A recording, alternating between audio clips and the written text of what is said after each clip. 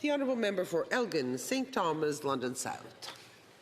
Thank you, Madam Speaker. I had the opportunity to rise in this chamber not long ago and ask the Minister of Public Safety about the scourge of crime on streets in my own community back home and across the country. And so much of this problem of rampant criminality is a direct consequence of Liberal government catch-and-release bail policies. Policies that, Madam Speaker, put repeat, often violent offenders back on the street sometimes hours after they were arrested and charged and then released. Police officers have been incredibly frustrated by this, and we've been calling for action. Us have provinces, us have municipalities, us have police agencies, us have victims' rights groups, us have businesses. Everyone has been calling for the government to act. And this government has continued to allude to some sort of bail reform that they say is coming, but are shockingly scant on any of the details of what that bail reform will entail, and more importantly, whether it will involve repealing the principle of restraint, the section of the criminal code that the Liberal bail law C-75 put in place, compelling judges to release offenders under the least onerous conditions and at the earliest possible opportunity. Now, all of these systematic issues that we have been flagging as a party, that Canadians have been flagging, of violent offenders getting released, people being arrested for serious offences while out on bail. The case has been made, and we can draw a direct line between this and that principle of restraint in Bill C-75. But why this is important is because I asked the Minister of Public Safety about this using an example from St. Thomas, Ontario, of a repeat offender, a homeless man, who was released on bail with a condition that he be home by 10 p.m., despite not having a home. An impossible bail condition the police have no ability to enforce. And why that matters is because the Public Safety Minister's representative, the Secretary of State for Combating Crime, had the audacity to say this government is, quote, tough on crime. She said that with a straight face, Madam Speaker, that this government is tough on crime. The government that has been the only stakeholder in the country to not acknowledge the bail crisis.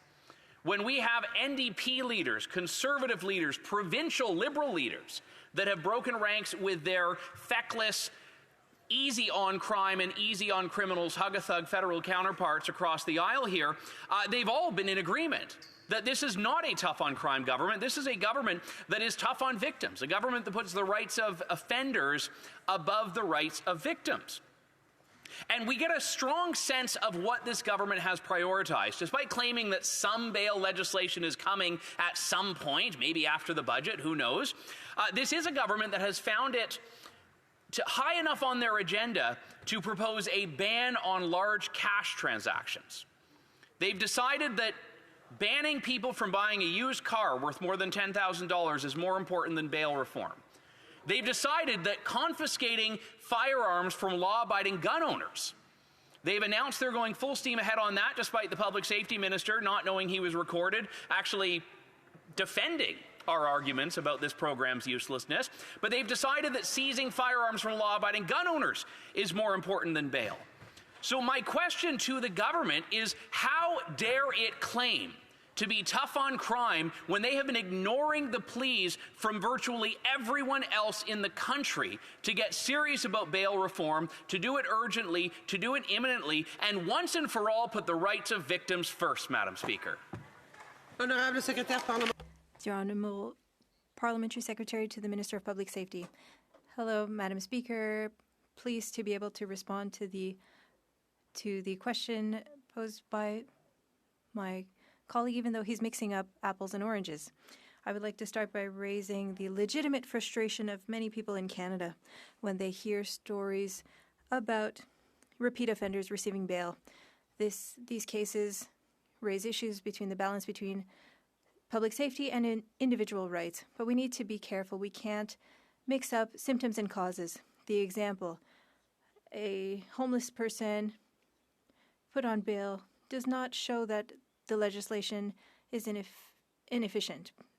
The Act, and confirmed by the Supreme Court, states that bail needs to be reasonable and adapted, requiring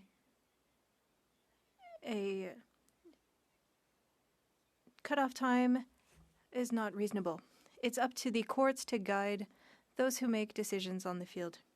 Let's be clear, protecting Canadian safety requires the collaboration of all different levels of government. Our government is moving forward on reforms. They are ambitious for the criminal code, but the provinces must also do their work. Too many of their courts and prisons are overpopulated and underfunded. Peace officers who make decisions regarding bail are named by provinces, not by the federal government. Prosecutors who need to contest decisions are overwhelmed and don't have enough resources.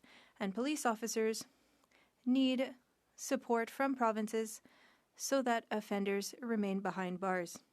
Madam Speaker, for the federal government, our government has acted. In 2023, with the former C-48, we have tightened the rules for repeat offenders and those who use firearms, and we want to protect the victims of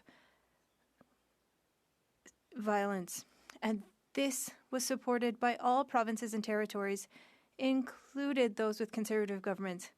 That's the Liberal leadership in action, bringing Canadians together, finding solutions that work. And we do more. In the fall, we will be tabling a bill in order to strengthen bail and for organized crime, auto theft, and human trafficking. Unlike the opposition, we don't believe in that 3 strikes. That's for political points. It doesn't solve anything.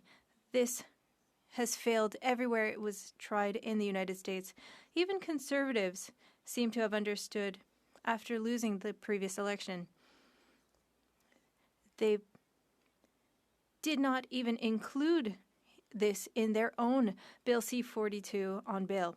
So I'm giving the member an opportunity to stand up and clearly tell Canadians that he was wrong and that his proposal was absurd. Madam Speaker, our Liberal government is committed to building a system that protects communities and addresses the causes of recidivism. This requires stronger laws, but also investments in mental health, addiction, and community programs. We will do our part, but we need the provinces to do theirs. Thank you, Madam Speaker. Elgin, St. Thomas, London South. Thank you, Madam Speaker. I actually think it's very important to talk about recidivism and the causes of recidivism, and notably the largest cause, which is the Liberal government, and the bail laws that have allowed this to run so rampant. You know, not more than 2 hours ago, I heard from a police witness on the Justice Committee who said that C-48 did nothing to improve public safety. The government likes to lean on its record while ignoring the consequences of its record, according to the experts tasked with enforcing the law and upholding the law. And, Madam Speaker, I came with solutions. I'm proud to support the bill from the honourable member from Oxford, the Conservatives' jail not bail bill, and I hope the parliamentary secretary to the Minister of Public Safety will do so as well, instead of obstructing these real solutions which are before this House right now. But it's disgraceful that when confronted with the evidence, he and his Liberal colleagues do the same thing every time, which is to say it's someone else's fault. Point the fingers at the provinces instead of looking at the mirror. Madam Speaker, when will they stop doing that? The Honourable Parliamentary Secretary. Madam Speaker, let me be clear. The federal government is committed to moving forward with legislation to strengthen the bail system in order to combat violent and organized crime. If someone is released on bail and has nowhere to go, that is not a failure of federal law. It is a failure of those who administer the justice system, namely the provinces. This means that provinces and territories must invest in mental health and addiction support and supervision programs that make bail conditions enforceable and meaningful. With regard to the Conservative proposal for a 3 strikes law, I note that the member did not stand up and condemn their flip-flop, but at least Canadians will sleep well tonight, knowing that Conservatives promised this approach, but did not even include it in their Bill C-242.